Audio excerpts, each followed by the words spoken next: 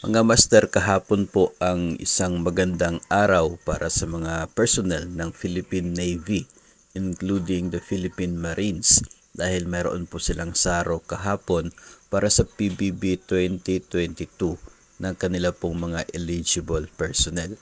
So sila po ang sumunod sa PNP at BJMP.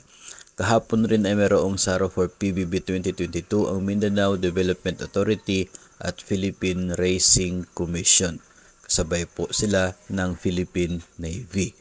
Kahapon din dalawang malaking agencies ang masaya dahil sa PBB 2022 SARO.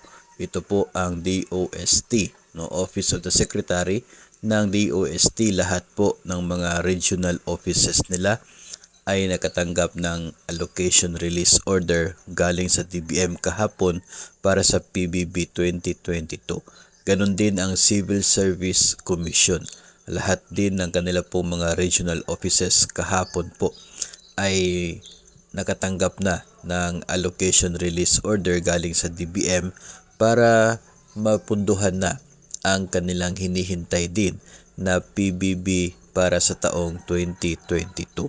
So malaking good news and congratulations para sa mga agencies at personnel nito na nakatanggap na ng SARO kahapon.